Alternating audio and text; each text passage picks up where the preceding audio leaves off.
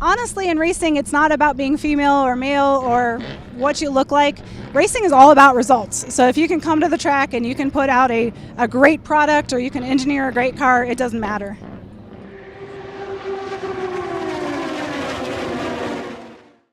Hello, my name is Kaveh Akbari, and welcome to Humans of Racing. On this channel, we give you a virtual paddock pass to meet the people that work behind the scenes in motorsports. Be sure to check out the rest of our videos, and if you like it, subscribe so you don't miss any more moving forward. In today's video, we're taking a look at Cara Adams, who's the lead engineer over at Firestone Racing. So, with that said, let's get going. My job title is Chief Engineer of Bridgestone America's Motorsports, and I also manage our race tire development team. What that means, I started in this group about 10, 11 years ago, and I've worked all the way up through all the different engineering programs, but now I lead the teams of engineers and chemists that design our tires. Well, I thought about NASA. My grandfather was an engineer for NASA, and he worked on the launch team. And I've just recently got the opportunity to go through a bunch of his old pictures. He worked on STS-1, the very first space shuttle. He worked on the Apollo missions. So growing up, I thought, oh, it would be really cool to be an engineer for the space program. I never really thought about the astronaut route, although that would have been pretty cool. But just to work something with the space program was kind of one of the goals that I had. Yeah, I mean, she's been around quite a long time. You know, she was with us in the Champ Car era. Really competent engineer, really good at leading her team. Well, when I was in school, I wandered down into a machine shop one day in the basement of our mechanical engineering building. So I walked in, what are you guys doing? What are you guys working on? Oh, we're building a Formula SAE car. So Formula SAE, you talk to most of these people that are working in racing, most of the engineers here in racing. We all started in some kind of Formula SAE, Baja, some kind of program where we were actually hands-on working with cars. So I did not know much of anything about racing at the time.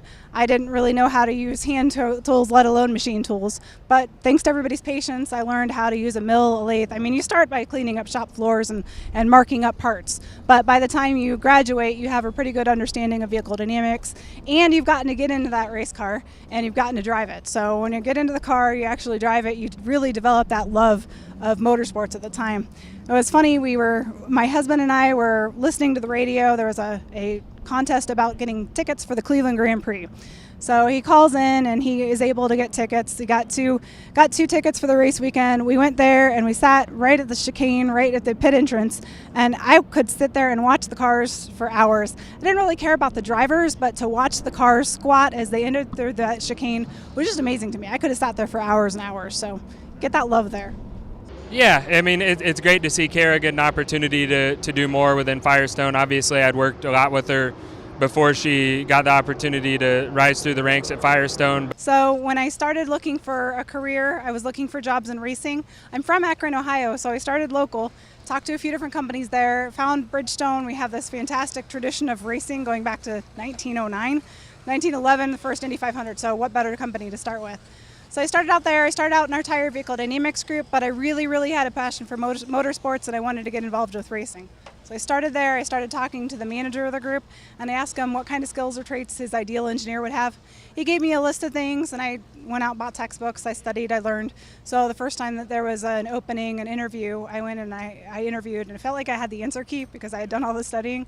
But that's how I got involved in racing, and then just a lot of hard work, and now I'm here. I think in some ways she has a bit of a thankless task because since there is no tire competition, what exactly are they trying to develop? You know, sometimes the series make tires that wear out faster, which definitely isn't probably traditionally what they're trying to do. You know, and almost nobody ever talks about the tires unless there's a problem, which is pretty unfair to Firestone. But if you look at a tire, it looks like it's round, black, made of rubber. Not many people think about really what goes into a tire, but there's all kinds of metal and fabrics and rubber compounds that go in there. There's so many different components that go into making a racing tire. And if you change one of the endings of where one of those components ends up, or you change an angle somewhere, it can significantly affect the car's ability to handle. So if you make a small change, it's something the driver might like and it might not like. So there's a lot of stuff that we do with virtual tire testing. We build up a model of the tire, then we'll test it virtually. It's been a pleasure to be able to work with them, to be a part of some of their tire test processes and learn what goes into making these tires great. One of my most rewarding moments of my career is the first year the Indianapolis 500 tires were my tires. I call them my tires, but it was really an entire group. I was the lead engineer on that project that year, and we brought the tire to the track. It was a great tire, and Roger Penske said it was the best tires that Firestone had ever brought to the Speedway. So that one pretty much sticks out for me. But generally, they're a fit and forget item, which is a good thing.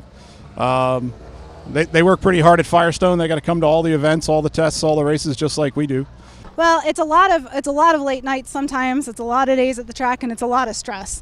One of the things that we're responsible for is putting the best product on the track out there, and our drivers really depend on that. So back in the office, we do a lot of testing. We do a lot of work before we get here to make sure we have the right race tire for the track. If there's a driver that doesn't like it or something that they don't like something about the tire, then it can make for a really long race weekend. So one of my passions is to get people interested in engineering. My mom was a science teacher, so I had that passion for science when I was younger. So to let other people know that they can do that, that's great.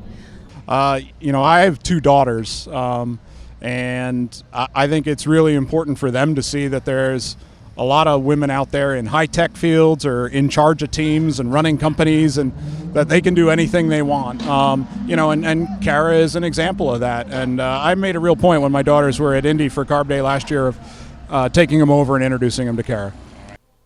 We hope you enjoyed this opportunity to get to know Cara Adams a little better. Question for you. Who would you like to see featured in one of our videos? Leave us a comment below, and we'll do our best to make it happen. Thanks for watching, and we'll see you soon.